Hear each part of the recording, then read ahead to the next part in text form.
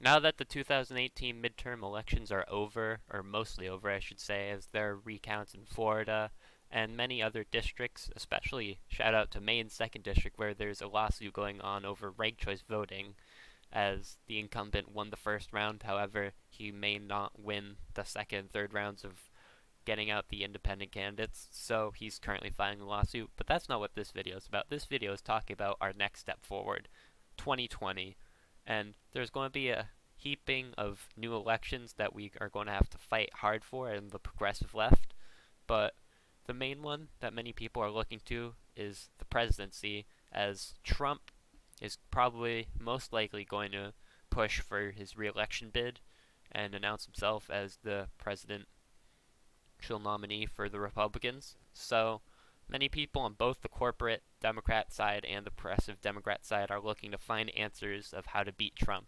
Now, the corporate Democrats are a bit afraid right now, and you can tell first off by them admitting that there really isn't anyone who they think can beat Trump, and their options seem to all be that they want their own anti-Trump. Now, most progressives do want an anti-Trump as well, but there's two different anti-Trumps in mind here. The corporate Democrats, when they think of an anti-Trump, they think of people like Mark Cuban, Dwayne Johnson, even Tom Hanks, and billionaires. Essentially, they're looking to fight a billionaire with a billionaire, two celebrities duking it out.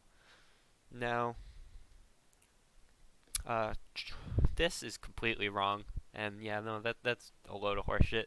So that is not going to win Democrats back the presidency, especially since Trump's going to call them out on being establishment themselves and being a celebrity. That's not really what won Trump the presidency. And as a progressive, they're not going to get behind any candidate that's a celebrity, or hopefully not, because they're billionaires themselves, or millionaires, multimillionaires. They're going to be out probably for their own interests, and if they try to push some progressive interests like Medicare for all, housing initiatives, living wage, affordable college, that's probably not going to go well, since it won't seem genuine, as again they're multimillionaires, billionaires. It's not going to serve their interests. So the real reason why Trump won in the progressive media, the alternate media, has been yelling about this all day long, is that Trump ran as a populist and an anti-establishment figurehead. He had many speeches where he would go on about how he was going to drain the swamp, and even had some populist messages that I could appreciate and many progressives could appreciate, like getting out of the wars. He was even better on Hillary Clinton on foreign policy in most regards, except for Iran. But Trump, it seems like he doesn't know how to drain a swamp, and maybe his machine may have broken and gone into reverse, as it seems like the swamp's gotten muddier, as he's appointed people to his cabinet who they're a bunch of Goldman Sachs employees. He's got John Bolton, a neocon warmonger, as his advisory staff. He's got war military industrial complex figureheads coming to his administration. He's got coal lobbyists as the head of the EPA. That's quite a joke. And so the progressive needs someone who will furiously call Trump out on his bullshit, and I think we found it right here, Richard Ojeda. He was, for those who don't know, he was in West Virginia's 3rd District, and he ran during the midterms against an incumbent, Carol Miller, for the district seat in the U.S. House of Representatives. Now, that district voted for Trump by plus 49. That might be the most conservative district in America. And Richard Ojeda, he managed to turn that plus 49 into only a plus 12. Now, for most people, a plus 12 loss, losing by 12 points, that's not going to sit well, and many people are going to laugh at him.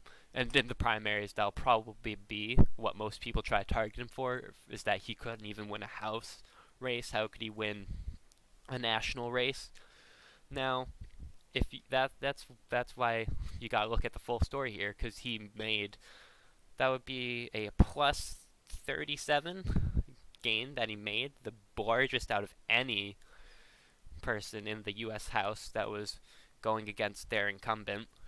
Now, Richard Ojeda, he is also, unlike Trump, his praises of anti-establishment and anti-corruption, they're legitimate, as you can see, as we'll get to here with his 3 promises he's made already. Now, we can just look at his bid for presidency that he announced a couple days ago. I'm Richard Ojeda, and I approve this message. I never dreamed that I would come home, only to find children in my own backyard that have it worse than the kids I saw in Afghanistan. I spent decades fighting for this country, and now it's time to go to D.C. and defend our homeland. This is what you all are fighting for. So make no mistake about it. I will stand with the working class citizens over all else. If they don't like it, hit the road.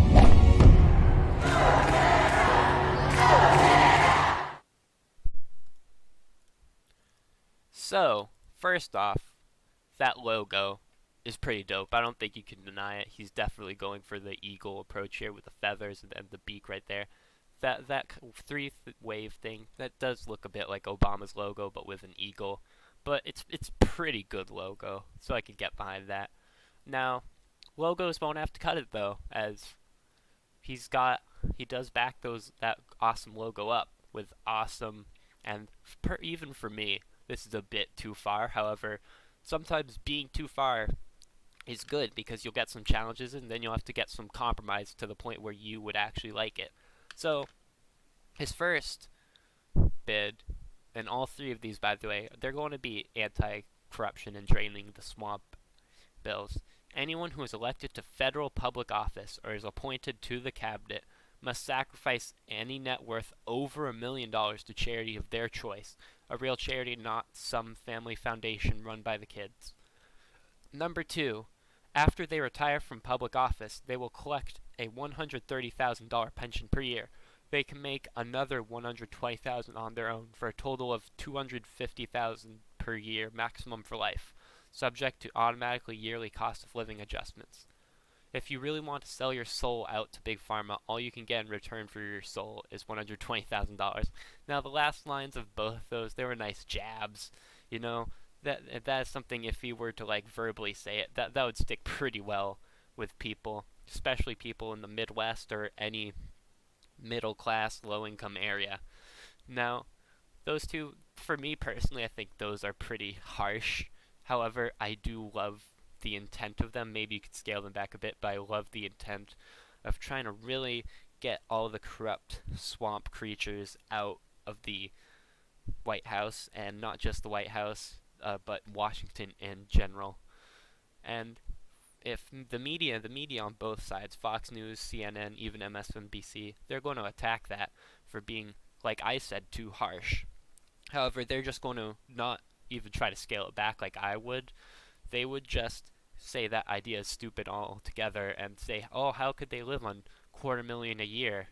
How could they donate all of the money they've worked for by screwing over the middle class? Now, people in the Midwest and in rural counties, they're going to see that if they go on Fox News, even some Republican viewers, even they'll cut through that, because they'll be working on, $20,000, $30,000, $40,000 a year. They'll see that people are complaining about only living on $250,000 a year, and they'll just laugh at that and complain about how the rich are so selfish and spoiled. So that can easily get Richard Ojeda some extra momentum, but first he will need some momentum for the media to even cover that. So if you're a progressive looking to campaign for him, this is why I love that he announced it so early, because we can get the momentum going early. People in the actual media, not just alternate media, on mainstream media, radio shows, TV shows, they'll cover him, and then that can push him way over the edge when the media starts shooting themselves in the foot and helping Ojeda even when they're trying to hurt him. Now, my third one, this is quite my favorite one, and this one I support 100%.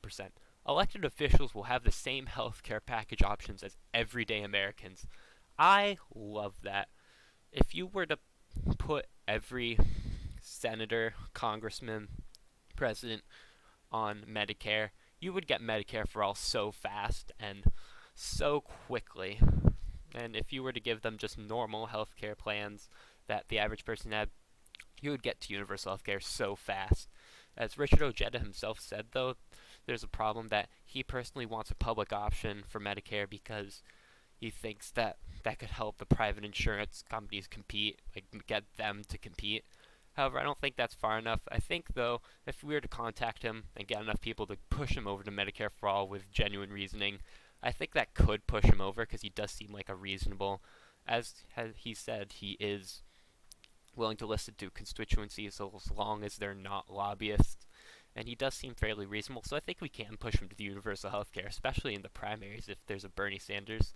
However, if Bernie Sanders does end up running, I don't think I could support him. However, what he does have over Bernie Sanders is the fact that he is way more verbally aggressive, and Bernie Sanders is aggressive on Trump, but Richard Ojeda's voice is just so commanding, and he could really do some damage against Trump. And this is why, if as Bernie Sanders doesn't run, Richard Ojeda, I will endorse you 100%, and I think every progressive should if we want to push the progressive wave over and take back all three branches of government.